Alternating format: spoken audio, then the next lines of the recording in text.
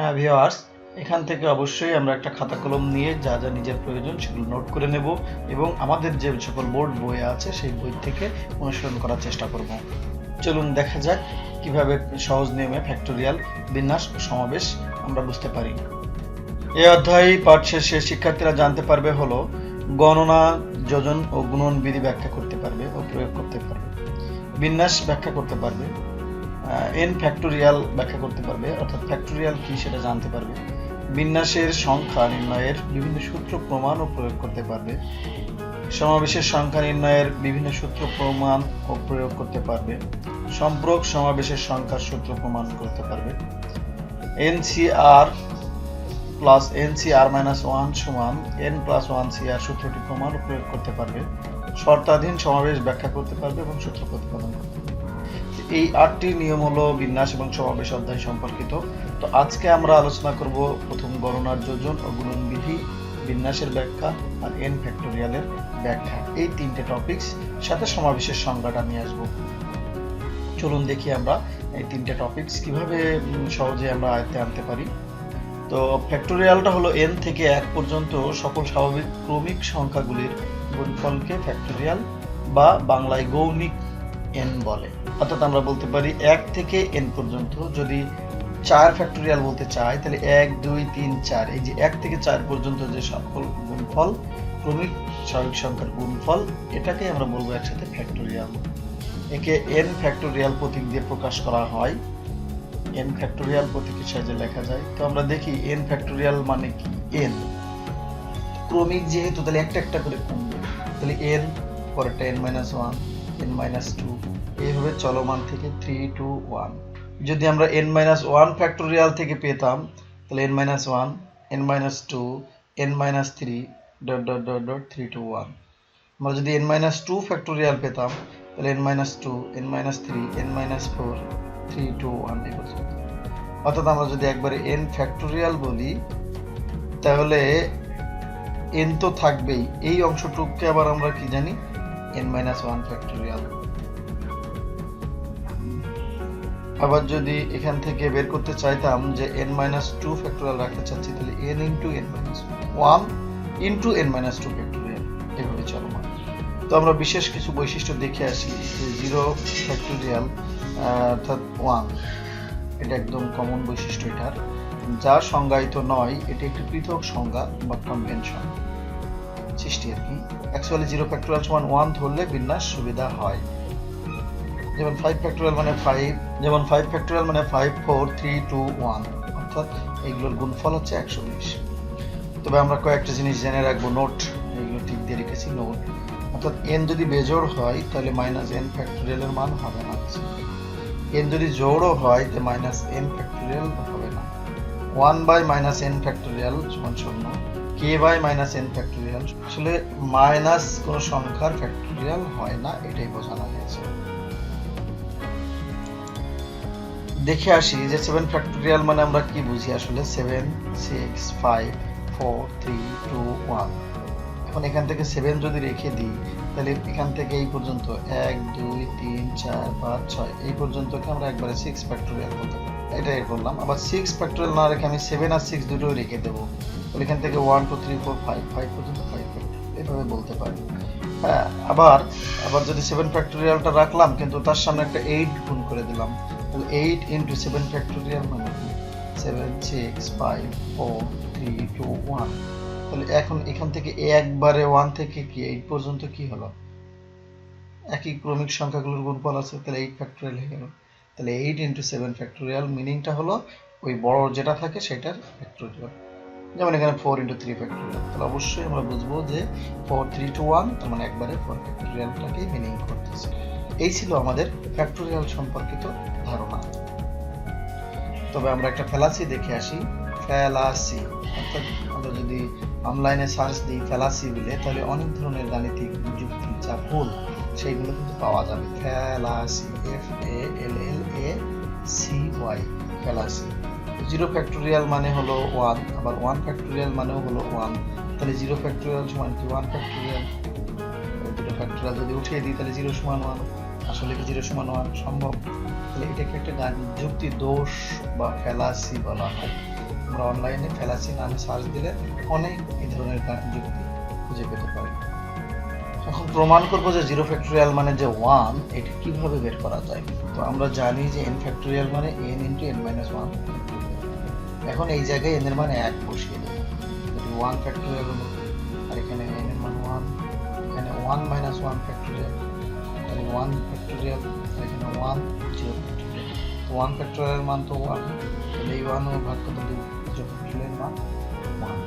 5টি শূন্য ফ্যাক্টোরিয়াল চিহ্ন এবং যে কোনো প্রক্রিয়া চিহ্ন প্লাস মাইনাস গুণ এবং ভাগ ব্যবহার করে 4 বের করতে হবে, নির্ণয় করতে হবে 4। তাহলে 5টি শূন্য কিন্তু ব্যবহার হবে, 5টি শূন্য, আর ফ্যাক্টোরিয়াল চিহ্ন ব্যবহার হবে প্রত্যেকটাই, এবং যে কোনো যোগ বিয়োগ গুণ ভাগ প্রক্রিয়া চিহ্ন ব্যবহার করে বানাতে হবে 4। তো আমরা দেখে আসি কয়ভাবে সম্ভব। 0 ফ্যাক্টোরিয়াল ইন্টু 0 ফ্যাক্টোরিয়াল, তারপরে যোগ করে দিলাম 0 ফ্যাক্টোরিয়াল 0 ফ্যাক্টোরিয়াল 0 ফ্যাক্টোরিয়াল।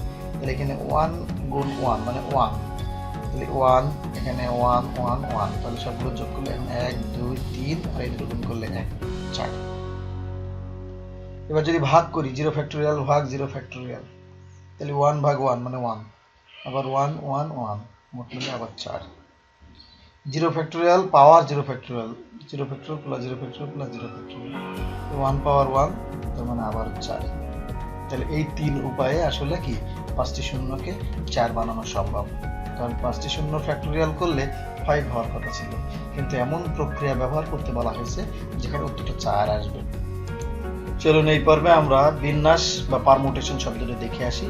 তো বিন্যাস শব্দের অর্থ হলো সাজানো, কতগুলো জিনিস থেকে কয়েকটি বা সব কয়টি নিয়ে যতভাবে সাজানো যায় তাদের প্রত্যেকটি এক একটি বিন্যাস। বিন্যাসকে NPR দ্বারা বা PNR দ্বারা, এটা একটু হবে P দিয়ে, এখানে উপরে N এখানে R হবে, PNR প্রতীক দ্বারা প্রকাশ করা হয়।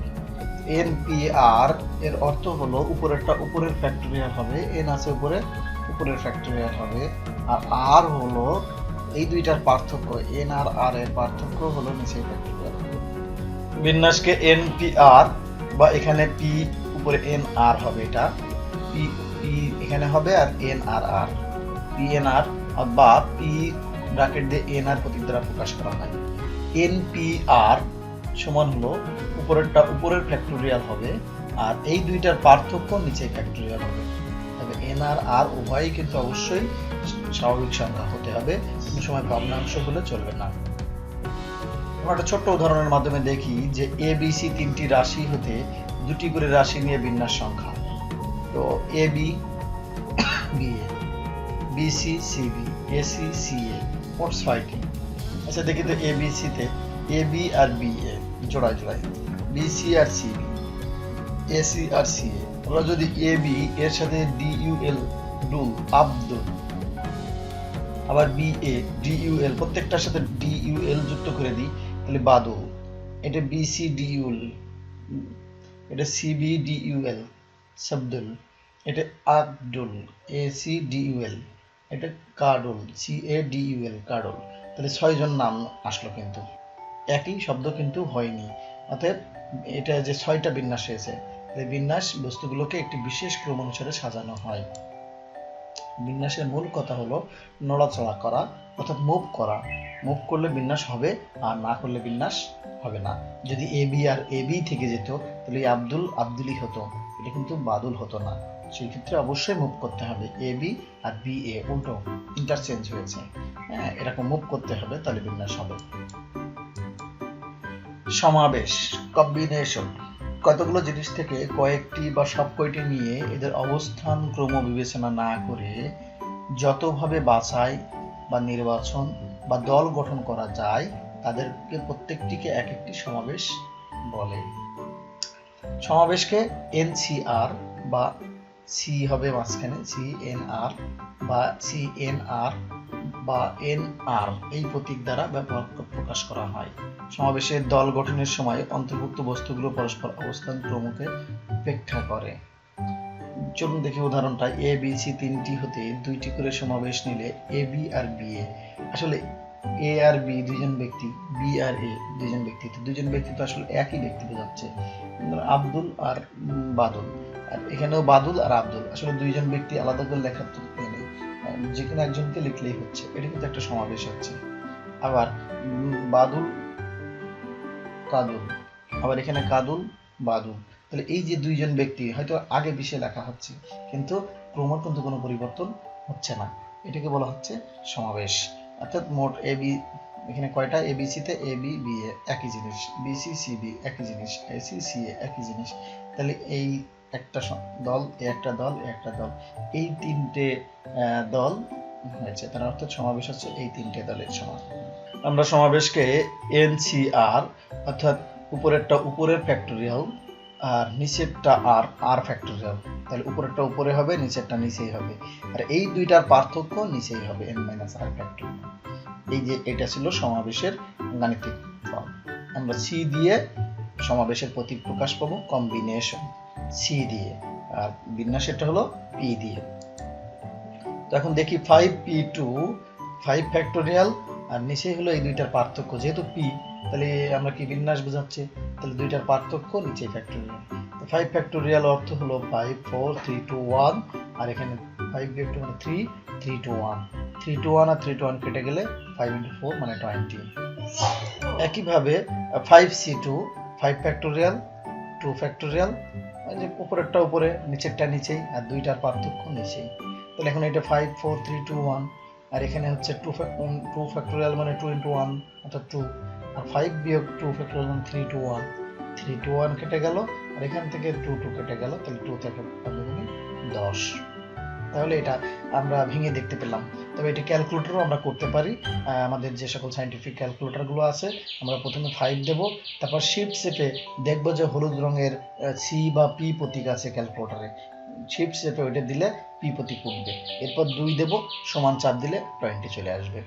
তো আমরা দেখি যে 7p4 এইগুলো আমরা ভেঙে ভেঙে এই সমাধান করে ইনবক্স বা কমেন্ট বক্সে সেন্ড করলে অন্য সকলেই যাচাই করতে পারবে উত্তরগুলো। তো আমরা একটু দেখি 7p4, এটা আমরা ক্যালকুলেটরেও করতে পারবো আবার ভেঙে, তবে আগে আমরা খাতা কলমে দেখব যে কিভাবে ভাঙন করতে হয়, তাহলে নিজের মস্তিষ্কটা গতিশীল হবে, এরপরে আমরা ক্যালকুলেটরের ব্যবহারটা শিখে নেব। 7p4 9c4 6 ফ্যাক্টোরিয়াল অর্থ কি, 0 ফ্যাক্টোরিয়াল অর্থ কি, np2 কত হয়, nc2 এই যে n, এটা তো ক্যালকুলেটর হবে না, অতএব ভাঙন প্রক্রিয়ায় জানতে হবে যে কিভাবে np2 এর মান কত আসে, nc2 এর মান কত আসে। এইগুলো যদি কমেন্ট বক্সে উত্তরগুলো দিই তাহলে অন্যরাও এই উত্তরগুলো যাচাই করে নিতে পারবে। তো আসুন বিন্যাস এবং সমাবেশের মধ্যে পার্থক্যটা কি আসলে। বিন্যাস পারমুটেশন, সমাবেশ কম্বিনেশন। সংজ্ঞাটা একটা পার্থক্য আছে। আমরা জানি যে n সংখ্যক ভিন্ন ভিন্ন বস্তু থেকে r সংখ্যক বস্তু নিয়ে কত প্রকার বিন্যাস করা যায় তা npr দ্বারা প্রকাশ করা হয়, আর n সংখ্যক ভিন্ন ভিন্ন বস্তু থেকে প্রত্যেকবার r সংখ্যক বস্তু নিয়ে প্রাপ্ত সমাবেশ সংখ্যাকে ncr প্রকাশ করা হয়। অবশ্যই খেয়াল রাখতে হবে n অবশ্যই r থেকে বড় অথবা সমান হতে হবে। এবার npr সমান r ফ্যাক্টোরিয়াল ইনটু ncr, এই সম্পর্কটা হয়, আর ncr মানে হচ্ছে 1/r ফ্যাক্টোরিয়াল ইনটু npr, আসলে ওইটাই এপাশে ভাগ করে দেওয়া একই জিনিস। বিন্যাসে অন্তর্ভুক্ত জিনিসগুলো ক্রম বিবেচনা করা হয়, কিন্তু সমাবেশে ক্রম বিবেচনা করা হয় না। অঙ্ক দেখে কিভাবে চিনবো সেটা এখানে দেখি। সংখ্যা গঠন, আসন বিন্যাস, শব্দ গঠন ইত্যাদি ক্ষেত্রে বিন্যাস গঠন করা হয়, কিন্তু দল গঠন, কমিটি গঠন, প্রশ্ন বাছাই, সমাবেশ কথাটি থাকলে এইগুলোর ক্ষেত্রে সমাবেশের সূত্র ব্যবহৃত হয়। এখন আমরা আসি বিন্যাস সংক্রান্ত মৌলিক নীতি, ফান্ডামেন্টাল প্রিন্সিপাল অফ পারমুটেশন। দুইটা ইম্পর্টেন্ট টপিকস এখানে। একটি কাজ যদি পরপর স্বাধীনভাবে m সংখ্যক উপায়ে, n সংখ্যক উপায়ে এবং p সংখ্যক উপায়ে সম্পন্ন করা হয়, তবে কাজটি মোট m + n + p সংখ্যক উপায়ে করা হয় বোঝায়। এই ধরনের নীতিকে গণনার যোজন বিধি, এডিশন অফ কাউন্টিং বলা হয়ে থাকে। আবারও বলছি, এই ধরনের নীতিকে গণনার যোজন বিধি বা এডিশন অফ কাউন্টিং বলা হয়ে থাকে। আর যদি একটি কাজ p সংখ্যক পদ্ধতিতে সম্পন্ন করা যায় এবং যে কোনো এক পদ্ধতিতে সম্পন্ন করার পর দ্বিতীয় কাজটি q সংখ্যক উপায়ে সম্পন্ন হয়, তবে কাজ দুটি একত্রে মোট p × q সংখ্যক পদ্ধতিতে বা উপায়ে সম্পন্ন হয়। এই নীতি 3 বা অধিক প্রক্রিয়া বা কাজের বেলাতেও প্রযোজ্য। যেমন p × q সংখ্যক হয়ে থাকলো তার সাথে আবার তৃতীয় আরেকটি কাজ আর সংখ্যক উপায়ে সম্পাদিত হয়, তবে কাজটি তিনটি একত্রে মোট পি গুণ কিউ আর সংখ্যক উপায়ে সম্পন্ন করা যাবে। এই ধরনের নীতিকে গণনার গুণন বিধি বা মাল্টিপ্লিকেশন অফ কাউন্টিং বলা হয়। অর্থাৎ এটা একটা অনেকটা ঐকিক নিয়মের মতন, যে একটা কলার দাম যদি 4 টাকা হয় তাহলে 7টি কলার দাম কত হবে, তাহলে অবশ্যই 4 গুণ 7 হয়। তো আমরা এই যে এখানে একটা চিত্র দেওয়া আছে দেখছি, এটাকেও যদি এভাবে ব্যাখ্যা করতে পারি যে এ থেকে বি তে যাওয়ার জন্য কয়টা পথ আছে, 1 2 3 4টে পথ আছে।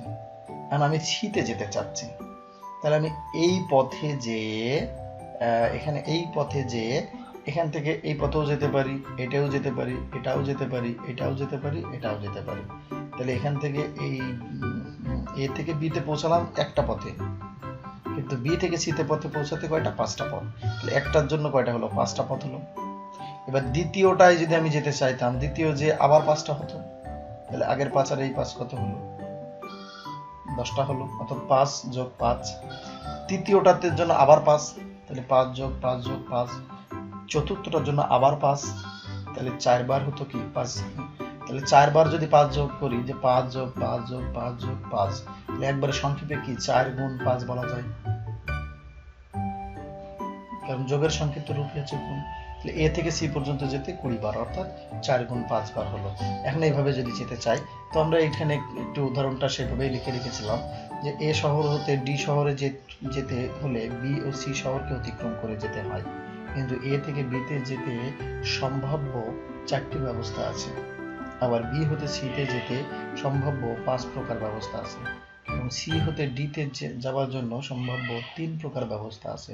সুতরাং একজন লোক মোট কতবার বিভিন্ন উপায়ে এ শহর হতে ডি শহরে পৌঁছাতে পারবে। প্রশ্নটা অনেক বড়, কিন্তু উত্তরটা আসলে খুবই সহজ, যে ব্যাখ্যাটা আগে দিলাম। লোকটি এ হতে বি তে 4 উপায়ে যে কোনো একটি উপায়ে পৌঁছাবার পর বি হতে 5 উপায়ে সি তে পৌঁছায়, অর্থাৎ এ হতে বি তে আসার প্রত্যেকটি উপায়ের জন্য সি তে যাওয়ার 5টি উপায় আছে। তাহলে এ থেকে বি তে সি তে মোট যাওয়ার জন্য 4 যোগ 4 যোগ 4 যোগ 4 যোগ 4, অর্থাৎ 4 গুণ 5, 20 প্রকার যেতে পারে। আবার এ থেকে সি তে 20 প্রকার গেল, অর্থাৎ 4 × 5 হলো। এখন সি থেকে আবার ডি তে যাওয়ার জন্য 3টে উপায় আছে, তাহলে 20টার জন্য প্রথম উপায়টা যদি গ্রহণ করে তাহলে 20 বার, দ্বিতীয় উপায় যদি গ্রহণ করে আবার 20 বার, তৃতীয় ডি তে যদি আবার গ্রহণ করে তাহলে আবার 20 বার, তাহলে 20 20 20, অর্থাৎ 3টের যোগফল 60, যেটাকে আমরা সংক্ষেপে 3 × 20। তাহলে এখানে 4 × 5 × 3 অর্থাৎ 360 উপায়ে যেতে পারে। এটি ছিল আসলে গণনার, আমরা যদি মনে করি, গুণন বিধি প্রয়োগটা। চলুন এই পর্বে আমরা দেখি যে কিছু প্রতীকের ব্যাখ্যা বা প্রতীকগুলো ভেঙে দেখা যাক কি হয়। NPR, উপরেরটা উপরে ফ্যাক্টোরিয়াল আর দুইটার পার্থক্য নিচে ফ্যাক্টোরিয়াল। আর NPR এর ভাঙনটা যদি উপরেরটা n ফ্যাক্টোরিয়াল ভাঙে, তো আমাদের ফ্যাক্টোরিয়ালের উদ্দেশ্য কি, একদম 1 পর্যন্ত গুণফল। তো n, n-1, n-2, আর সংখ্যক পদ যদি চিন্তা করি তাহলে n-r+1, n-r, এভাবে কমতে কমতে n-r-1, n-r-2, 3 to 1 পর্যন্ত। আমরা এই 1 থেকে n-r কে একবার n-r ফ্যাক্টোরিয়াল আকারে লিখে রেখেছি, আর এখানে n-r ফ্যাক্টোরিয়াল। তাহলে এইটা আর এটা যদি ভ্যানিশ হয়ে যায়, সেক্ষেত্রে থাকে কি n, n-1, n-2, n-r+1। এটা কি n সংখ্যক থেকে r সংখ্যক জিনিস নিয়ে বিন্যাস সংখ্যা এই পর্যন্ত। কিন্তু আমরা যদি প্রশ্ন বলি যে n সংখ্যক নিয়ে কেমন হবে, তাহলে n, n-1, n-2, ... n সংখ্যক পদ। n সংখ্যক পদ যদি হয় তাহলে এখানে r সংখ্যকের জন্য এখানে r ছিল, তাহলে এখানে n সংখ্যকের জন্য অবশ্যই এখানে n হবে, আর বাকি সব ঠিক আছে। n, n-1, n-2, n-n+1, তাহলে এখানে n আর n কেটে গেল, থাকলো 1। তাহলে 1 থেকে 1 2 3 4 এইভাবে চলতে চলতে n পর্যন্ত গুণফল। তাহলে এই সংক্ষেপে 1 2 3 এইভাবে n পর্যন্ত গুণফল মানে কি n ফ্যাক্টোরিয়াল। তাহলে আমরা বলতে পারি NPN, n সংখ্যক জিনিস থেকে যদি n সংখ্যকটাই নিয়ে নিই তাহলে আমাদের উত্তর হবে n ফ্যাক্টোরিয়াল। তাহলে এই ক্ষেত্রে আমরা বলতে পারি 5P5 মানে কি 5 ফ্যাক্টোরিয়াল, 7P7 মানে কি 7 ফ্যাক্টোরিয়াল। এভাবে একটা ফর্মুলা পেয়ে গেলাম, যা MCQ সহায়ক। এখন আমরা NPR সমান n factorial by n-r factorial সংজ্ঞা লিখলাম। তো এখানে n সংখ্যক যদি নিয়ে নিই তাহলে n factorial by n minus n factorial, অর্থাৎ r এর মান n বসিয়ে দিলাম। এখন n মানে কিন্তু জানি n ফ্যাক্টোরিয়াল, উপরে n ফ্যাক্টোরিয়াল আছে আর নিচেরটা কিন্তু 0 ফ্যাক্টোরিয়াল। তাহলে 0 ফ্যাক্টোরিয়াল এই পাশে গুণ করলাম আর এই n ফ্যাক্টোরিয়াল নিচে এখানে নিচে ভাগ হলো, তাহলে n ফ্যাক্টোরিয়াল কেটে গেলে 1 হয়, অর্থাৎ 0 ফ্যাক্টোরিয়ালের মান 1। আমরা পূর্বেও আরেকটা প্রমাণ করেছিলাম 0 ফ্যাক্টোরিয়ালের মান 1, আবার এখনো একটা 0 ফ্যাক্টোরিয়ালের মান 1। npr উপরেরটা উপরে, দুইটার পার্থক্য নিচে ফ্যাক্টোরিয়াল। np যদি 0 হয় তবে উপরেরটা উপরে ফ্যাক্টোরিয়াল আর দুইটার পার্থক্য ফ্যাক্টোরিয়াল নিচেই। r এর মান 0 হলে আমরা বসিয়ে দিলাম, তাহলে np 0 আর এখানে n ফ্যাক্টোরিয়াল n ফ্যাক্টোরিয়াল কাটাকাটি করলে 1 হয়ে গেল, তাহলে np 0 অর্থাৎ 1। 2016 p0 তাও কিন্তু 1 হবে। এখন একটা ছোট ম্যাথ দেখি, এতক্ষণ যা শিখলাম যে npr সম্পর্কিত। তো np4 সমান 14 ইন্টু n-2p3 হলে n এর মান কত হবে? আসলে দুটো কন্ডিশন সমান দিয়েছে। তো আমরা দেখি np4 মানে উপরেরটা উপরে ফ্যাক্টোরিয়াল, দুইটার পার্থক্য নিচে ফ্যাক্টোরিয়াল। তাহলে এখানে n ফ্যাক্টোরিয়ালকে ভাঙান শুরু করি, n-1 n-2 n-3 n-4 factorial, মানে n-5 n-6 চলমান, কিন্তু আমাদের নিচেই যেহেতু n-4 আর ফ্যাক্টোরিয়াল আছে তাই আমরা n-4 পর্যন্ত নিলাম। তাহলে এইটা আর এইটা কেটে গেল, গেলে এখানে থাকে n-1 n-2 n-3। এটা গেল np4 এর এটা। এবার যদি n-2p3 চিন্তা করি, তাহলে উপরেরটা উপরে ফ্যাক্টোরিয়াল আর এই দুইটার পার্থক্য অর্থাৎ n-2 -3 মানে n-5 ফ্যাক্টোরিয়াল নিচে। এটাকে ভাঙলে n-2 শুরু, n-3 n-4 n-5 ফ্যাক্টোরিয়াল পর্যন্ত, নিচে n-5 ফ্যাক্টোরিয়াল আছে। তাহলে এটা কেটে গেলে n-2 n-3 n-4। এই দুইটা হলো আমাদের, এই দুইটার ভাঙন ভেঙে নিলাম। এখন আমাদের অঙ্কটা বলছে np4 সমান 14 n-2p3।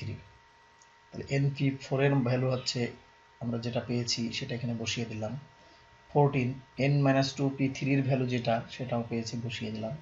এখন এখানে দেখতে পেলাম n-2 আর n-3 ভ্যানিশ হয়ে যাচ্ছে দুই পাশ থেকে, তাহলে এখানে থাকে n × n-1 আর এখানে থাকে 14 × n-4, n square minus n 14n - 56, এক পাশে নিলে n square minus 15n plus 56। এটাকে আমরা যদি মিডল টার্ম করি তাহলে n-7 n-8 সমান 0, অর্থাৎ n এর মান 7 আর n এর মান 8। তো আমরা নিজেরাই np4 সমান 6 × np3 হলে n এর মান কত হবে তা বের করার চেষ্টা করব। np5 সমান 84 × n-1 p2 হলে n এর মান কত? এই যে অ্যান্সারগুলো, এই অ্যান্সারগুলো সমাধান করে আমরা ইনবক্সে বা কমেন্ট বক্সে যদি সেন্ড করি তাহলে সকলেই যাচাই করে নিতে পারবে। হ্যালো ভিউয়ার্স, আমাদের চ্যানেলের সাথে যদি না থেকে থাকেন তাহলে সর্বপ্রথম যুক্ত হয়ে নিন, আগে সাবস্ক্রাইব করুন, এরপর বেল বাটনে ক্লিক করুন, যাতে পরবর্তীতে কোনো ভিডিও করার সাথে সাথে আপনি আপনার লিঙ্কে পেয়ে যান। বেশি বেশি শেয়ার করুন যেন অন্যরাও দেখে এবং এইটা সম্পর্কে জানতে পারে। আর আপনাদের পেজে শেয়ার করে রেখে দিন যাতে পরবর্তীতে নিজে নিজে এটা আরেকবার দেখার সুযোগ হয়। ধন্যবাদ সবাইকে আমাদের চ্যানেলের সাথে থাকার জন্য।